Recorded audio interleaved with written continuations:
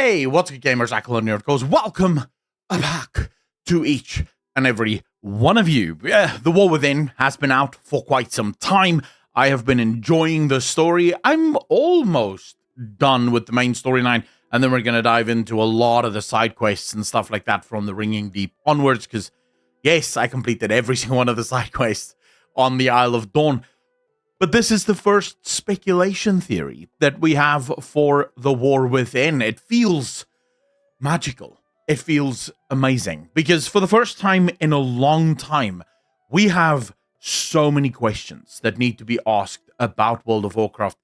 Almost every single thing that they reveal seems to bring with it just a whole slew of new questions. New things that I'm wondering about. New things that I'm left going, okay, wait, how do you want to fit this in? Dagran, huge shout out to my boy. Dagran, I feel like we're going to get a lot of information about the Titans through the Dagran storyline, so I cannot wait for one of the patches to really give us a good insight into Dagran's storyline and what exactly is going to be happening there. There's been so many things. Now, today's theory, let me just first say that, is a bit of a wild one, so you're going to want to stick around for this one. But there's been so many sort of world-building elements, and I'm going to have a video specifically about the world-building in this expansion, because I think the world-building has just been phenomenal. But today I want to talk very specifically about Kaz Algar, right? So Kaz Algar, the region that we are in right now. And I think that a very, very old, at this point at least, although it feels like just the other day that this happened, but a very old sequence of events finally makes sense. Now, ladies and gentlemen, when we look at Kaz Algar, there's a number of questions that I think immediately become obvious in the potential answers that may be delivered. Let's quickly go through the history of World of Warcraft, and this is going to be a very quick recap of it. Let's see if I can do it in under a minute. All the information that we have about Azeroth comes from the Titans. The Titans claim that they arrived on Azeroth and they found these old gods just spread everywhere. The old gods are servants of the Void and of the Void Lords specifically. The Titans then did their best to try and order and save the planet from what they say, or claim at least, is Void corruption. According to the Titans, again, all of this comes from the Chronicles. The Void Lords they just have this one goal, and that is to corrupt a nascent Titan, because normal Titans cannot be corrupted, corrupt this nascent Titan, and turn this nascent Titan into a Void Titan. And according to the Chronicles, according to the Titans, this Void Titan will be so powerful that no Titan can ever stand against it.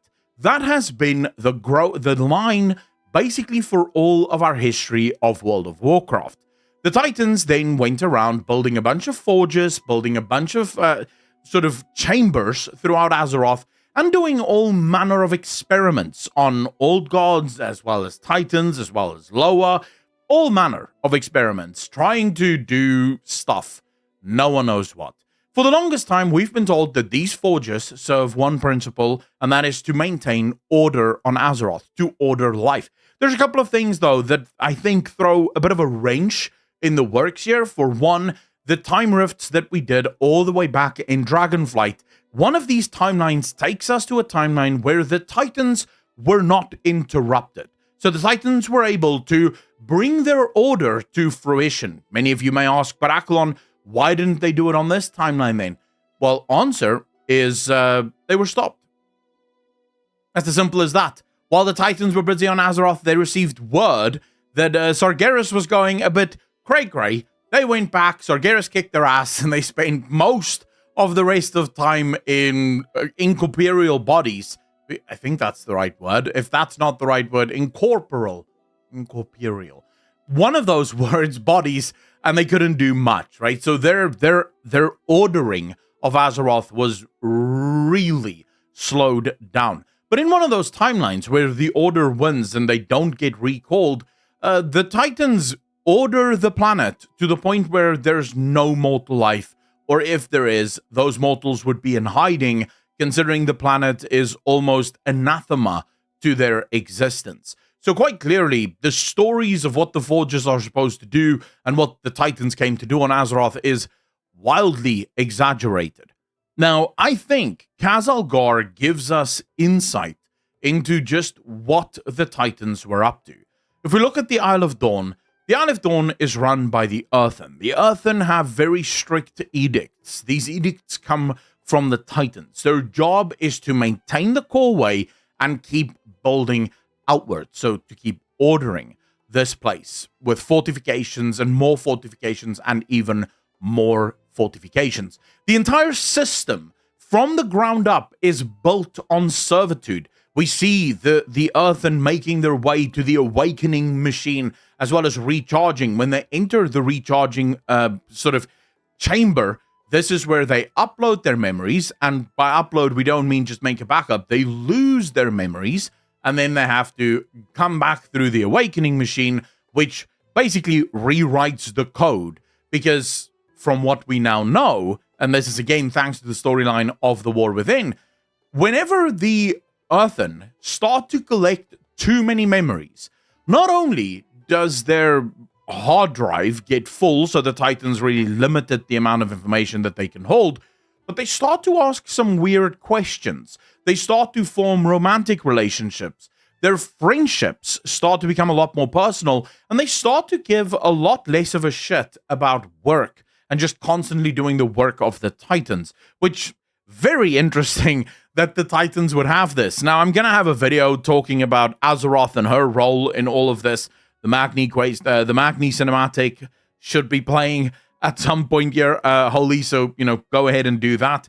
But fundamentally, this entire place is basically what the Titans, I guess, would consider to be their greatest success.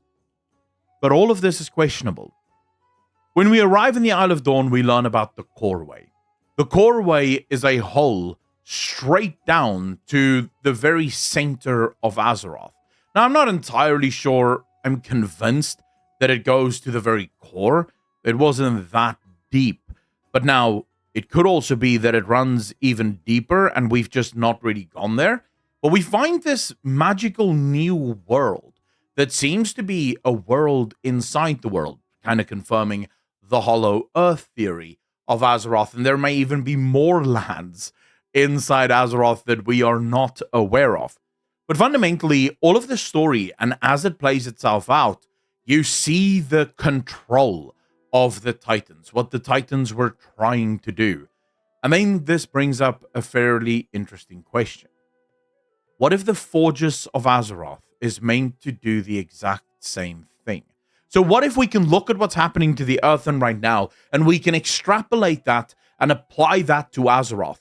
So where we thought that the Forges were meant to keep Azeroth safe and to stop the corruption of the old gods from reaching Azeroth's core, instead what these Forges are basically the awakening machines. And not to awaken, but to remove experiences. When we look at the Earthen, the more experiences they collect, the more sentient they almost become. What if Azeroth has been spending most of her time trying to break free from this control of Azeroth? If you think back to Legion, you think back to BFA, what did we spend a significant time doing? Recoding and realigning the Forges of Azeroth at the behest of Azeroth herself. If you think about it, Azeroth starts speaking for the very first time after Sargeras plunges his sword into Azeroth. That's when Azeroth really ramps up her speaking. That's when Magni really starts to feel the pain that Azeroth is actually going through. This is in Legion. This is where we finally see Azeroth trying to direct us. I have made multiple videos where, and I'm just want to say this, I'm aware that Azeroth kind of spoke before Sargeras plunged his sword into Azeroth, but what I'm saying is it really ramped up once the sword hit Azeroth. Now, interesting thing, almost everything that Azeroth directs us to do appears to play into the hands of our enemies. Azeroth directs us to go after Sargeras. This leads to Argus dying. Argus goes and takes down the Arbiter. That seems to play in their favor. Azeroth sends us on wild goose chases. We go to Nazjatar. We go in through the whole thing of BFA. She shows visions to Sylvanas of her freeing everyone. Sylvanas, on those visions, then react the way that she does. And this is the thing that leads us to actually confronting N'Zoth once he gets freed, right? So all of these things appear to be playing in our enemy's favors. But they also appear to free Azeroth a little bit more. And when we look at the progression of Azeroth, at first Azeroth can only speak to Magni. After the events of Legion and BFA, and even to some extent Shadowlands, Azeroth now speaks to everyone. Azeroth is now showing visions to everyone. In fact, we see Azeroth directly communicating with Magni now, and it doesn't appear to be in sort of code. It appears to be a lot more direct. And then we have, of course, another bit of the puzzle. Magni is considered to be Tragar. I think that's what they're called. I might be mistaken. I don't have any notes here, but the Tragar, I'm going to say Tragar, but let's just say Diamond Boys. When they see Magni for the first time, they refer to him as Tragar or Traeger or Tigran, something to that effect. But the Diamond Boys, this is not the first time that they've seen beings like Magni. And these beings were considered greater than most of them, and also far more intelligent, far more fierce, far more powerful. They were the leaders. This suggests that they were made by Azeroth, because Magni was made by Azeroth. If we go the fullest extent of Magni's journey and what Magni ends up doing, freeing the Earthen, it suggests that this was always what Azeroth was trying to do. The problem, of course, was that Azeroth couldn't do it, because she was limited by the Titans. The wards, the forges, the engines, it all kept her limited. So while she could turn these Earthen into Diamond Boys, she couldn't fully utilize them to free the Earthen and thereby free herself from the confines of the Titans. Now, where does all of this come from? How did all of this start? Remember that event I told you about? I think it's Sargeras' sword. I think Sargeras' sword set everything in motion. And I also don't think that Sargeras' sword was aimed for Silithus.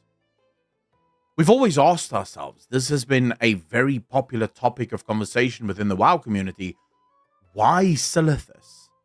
Of all of the places that you could plunge that sword, Silithus makes the least amount of sense.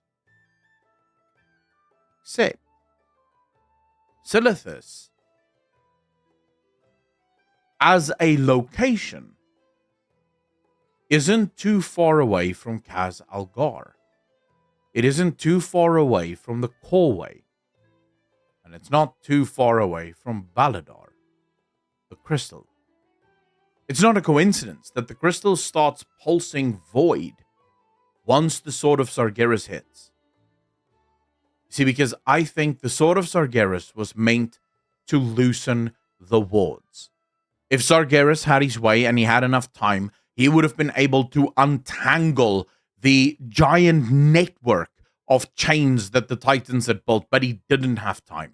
And so in a moment, he plunged his sword into Azeroth, knowing full well that the sword would at least loosen the wards. Not of the crystal, but of Kaz Algar.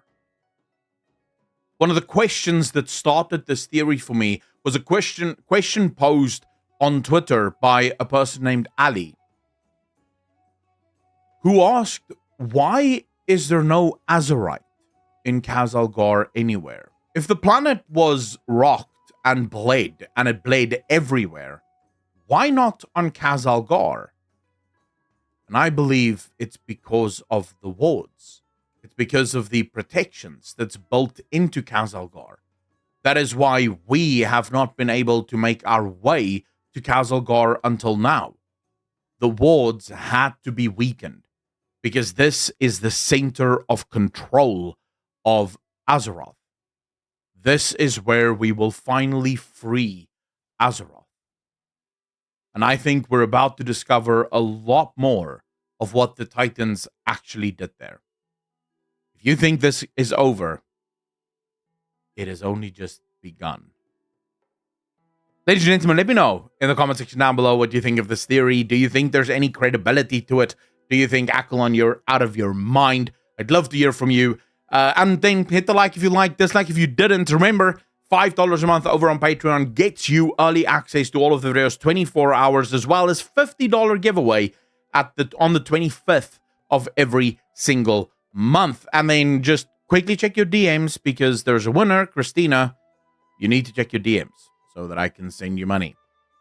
Anyways, ladies and gentlemen, as always, be good to each other, be kind to each other, and I will see all of you in the next one.